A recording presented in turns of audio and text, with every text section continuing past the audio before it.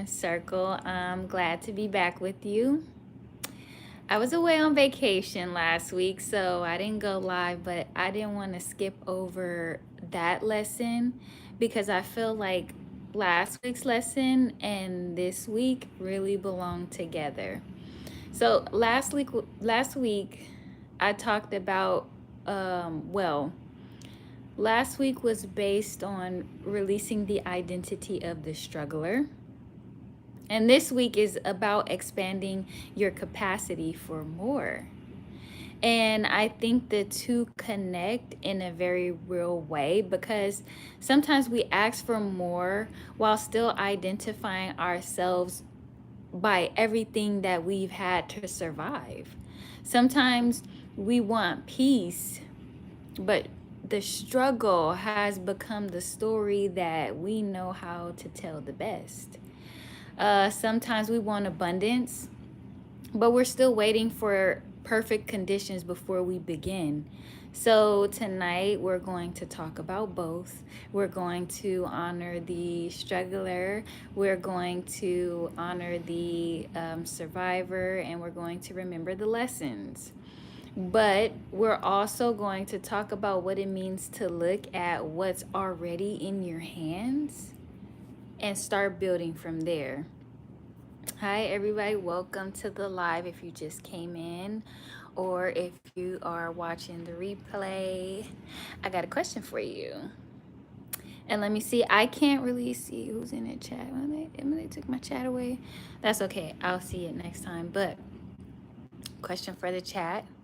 Are you more likely to wait until everything is ready in your life? Have you seen that pattern before? Or do you start with what you already have? Peace, welcome. So, to begin, I'm going to start with last week. So the daily recodes for that week, and by the way, you can always catch these daily recodes. I post them every day. You can either catch them on my website, theabundancerecode.com, or you can catch them in my school community, which both links will be addressed at the bottom of this video, so no worries. What's up, Everly? Thanks for joining in. So that the recodes for that week mainly had a message of you can become powerful without constantly being in pain. Your strength isn't measured by how long you can survive without support.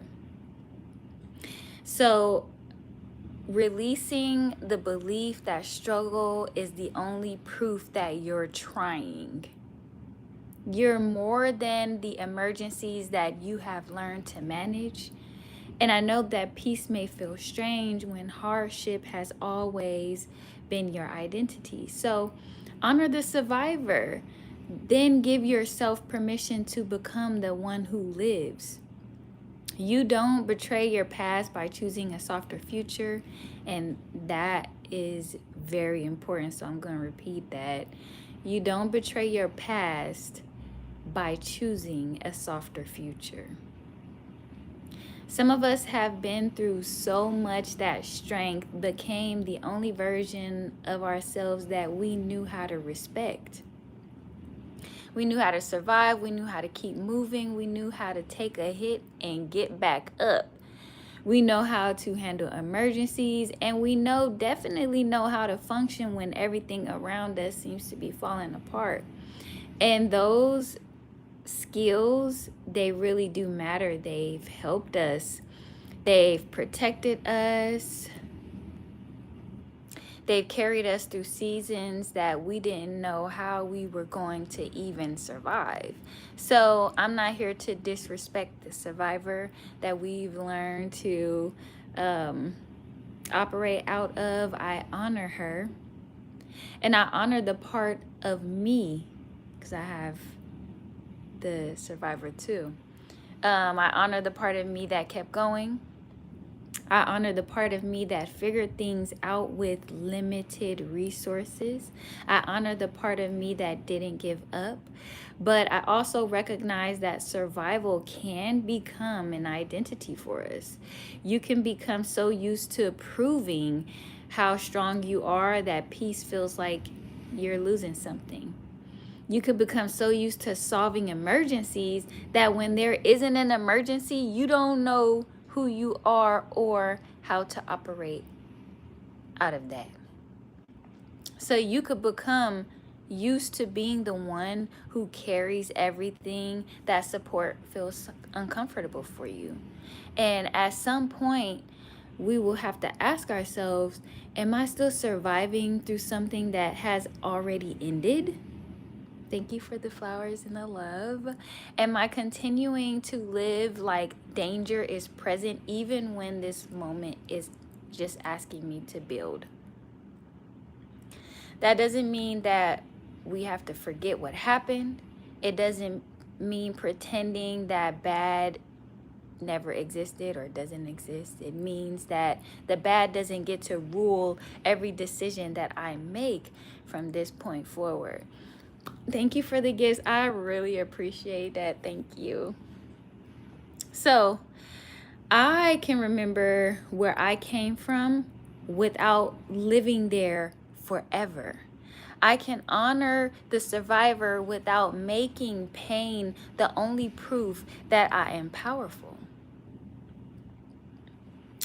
So my journey, hey Storm, so good to see you. Thanks for joining. I'm about to get a little bit into my journey and waiting until I had enough.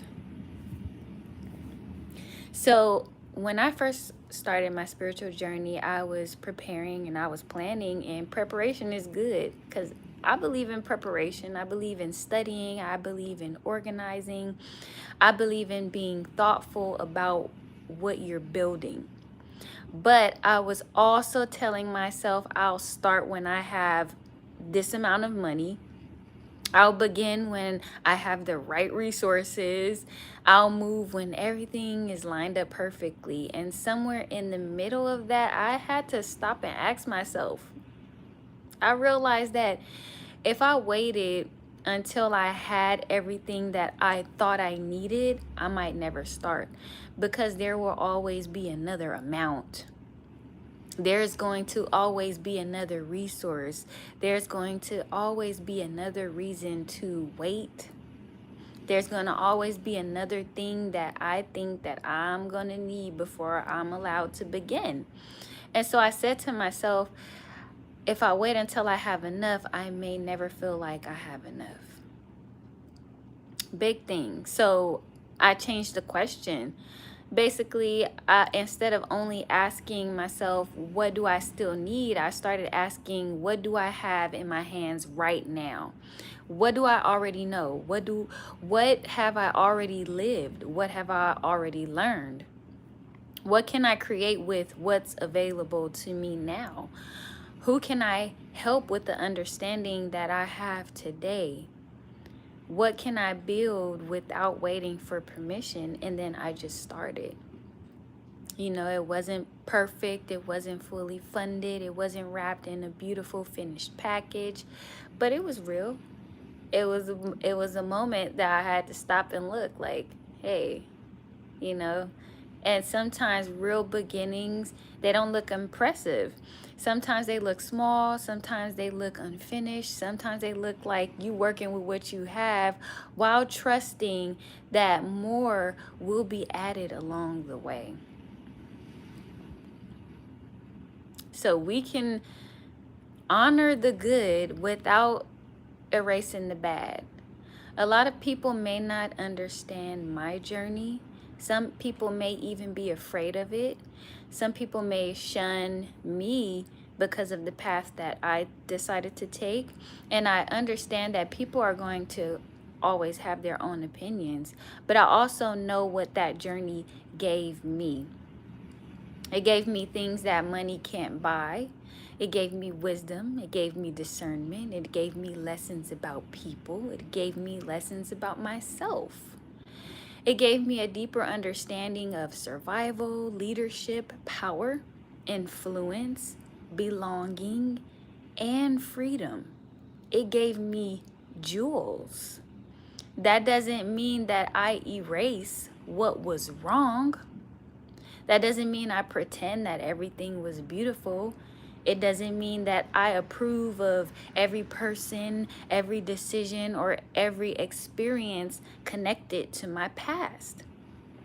It means I'm not going to throw away the wisdom just because the road was complicated. I can honor the good and I can remember the bad.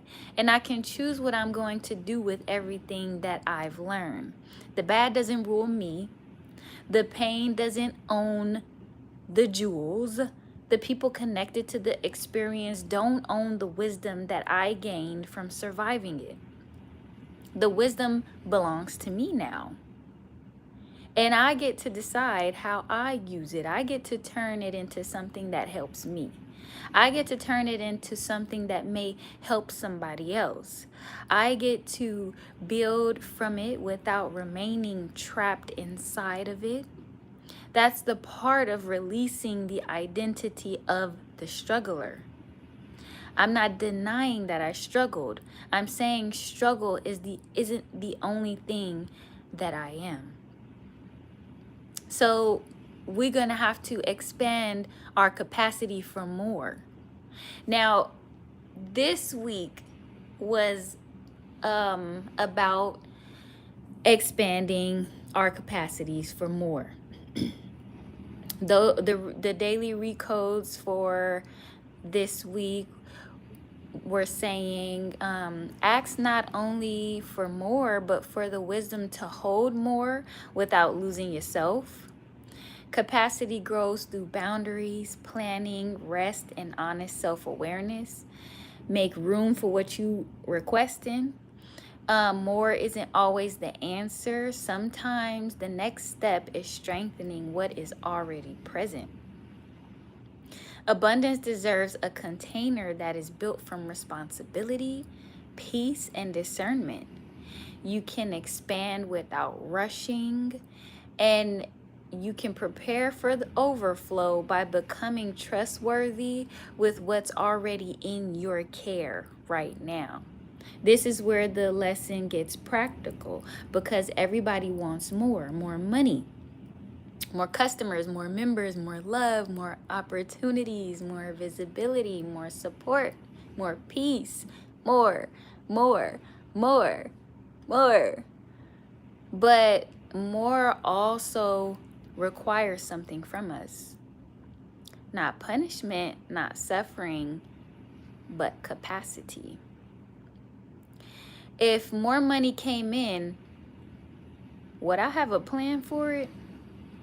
If more people entered my community, would I know how to care for the space?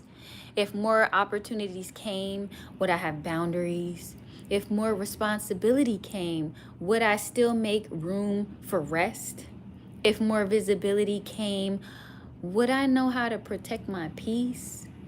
If more love came, would I be able to receive it without losing myself? Capacity isn't just about asking for more. It's about creating room. It's about becoming honest about what you can hold. It's about strengthening what already exists before adding more weight to it. Sometimes abundance doesn't begin with receiving something new. Sometimes it begins with taking care of what's already here.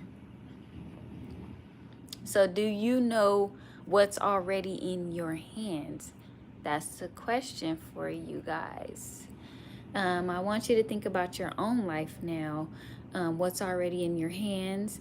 Maybe you don't have the amount of money you want yet, but do you have knowledge? Do you have a phone? Do you have a story? Do you have a skill? Do you have an hour? Do you have an idea? Do you have someone that is willing to listen? Do you have access to information? Do you have something you've already created but haven't shared? Do you have a room, a table, a notebook, a camera, a voice? We spend so much time looking for or looking at what's missing that we sometimes overlook the seed that is already sitting in our hands. And I'm not saying that resources don't matter, they do. Money matters. Support matters, access matters, opportunity matters. I'm not going to pretend that everybody starts with the same thing. We don't. But even within an imperfect situation, there may still be something available to begin with. The question isn't, can I build the entire vision today? The question is, what honest step can I take with what I have today?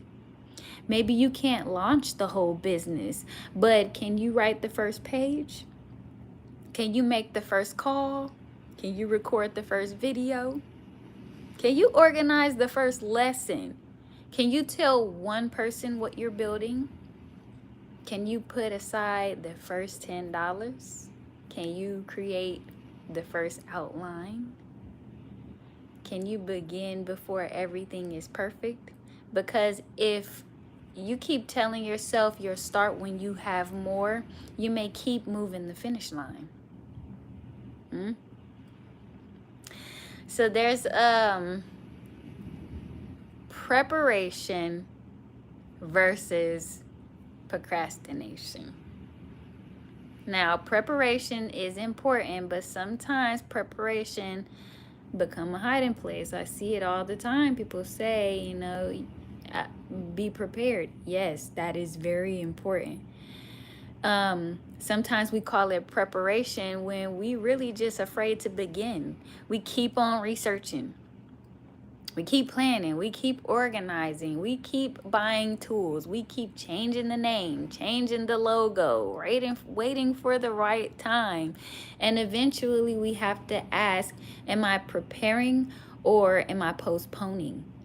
Preparation should move you closer to action. If the preparation never leads to action, it may fear wearing a productive outfit. Like, it's dressed up. It really is fear. It's fear based, like, first of all, it's not real. Fear is just something of a construct of our mind. But the fear is wearing a productive outfit. You looking productive, but you really just afraid to start. You don't have to rush. You don't have to skip the important steps.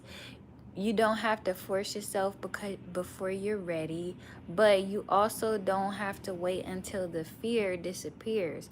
You can move while the fear is still talking. You can take one responsible step, start small, and learn while you're building. So I have a few questions, more like a community reflection. A few questions that I want you to reflect on. And I want each person to answer one of these questions in the chat. We'd love to hear from you. So the questions are, what is already in your hands right now? What have you been waiting to have before you begin? What are you waiting to have before you begin? Has preparation become a hiding place for you? What part of the past gave you wisdom that you can use today? What are you ready to stop identifying yourself by? What do you need to strengthen before asking for more? And what's one honest step that you can take this week? Take your time, share only what feels comfortable. You know that because we already um we already have a lot more to begin with than we realize sometimes. You don't have to build the whole thing today. Just remember steps. The goal, preparation should lead you to action. So the goal isn't to rush. The goal is to stop abandoning the beginning. Start now. It doesn't matter what it is. You can honor where you came from without staying there.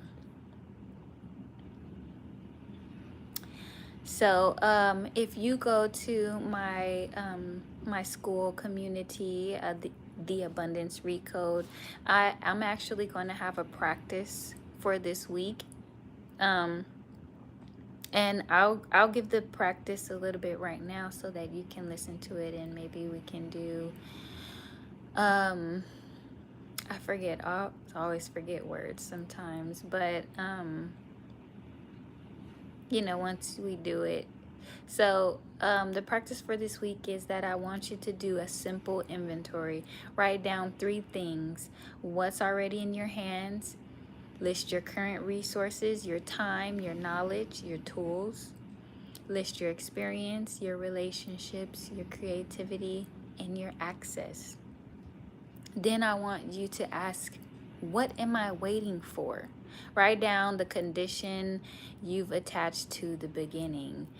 That could sound like, I'll start when I have X, Y, and Z.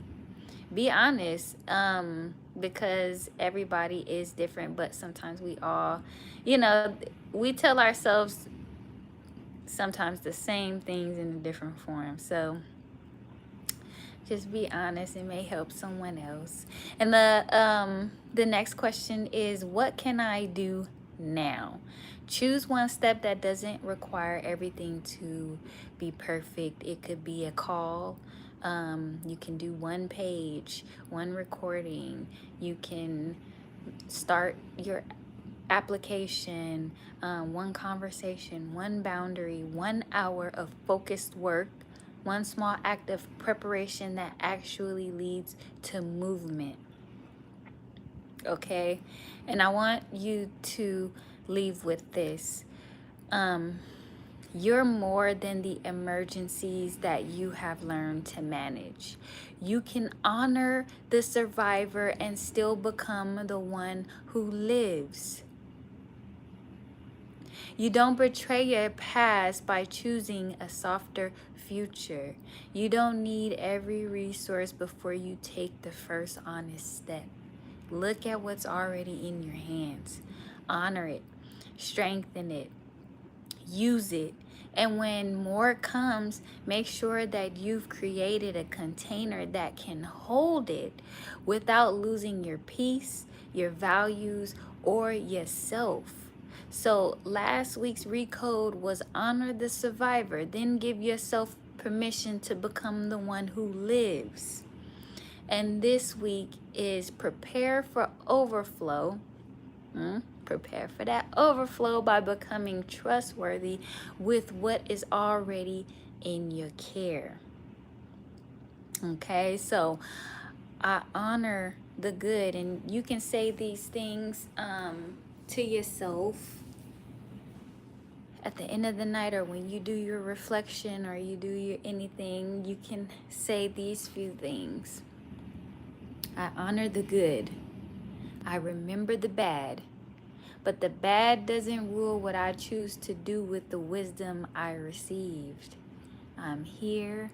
I've been through many things, and I'm still here to be a light. So, thank you guys for joining my live. And for more daily recodes, teachings, and reflections, visit theabundancerecode.com. Why y'all sleeping on your girl, okay? Just go on over there, okay?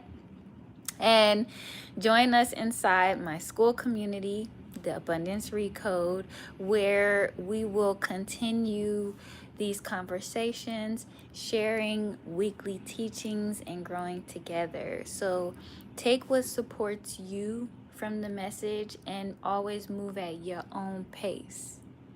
All right? Rooted in truth, rising in abundance together. Peace, y'all.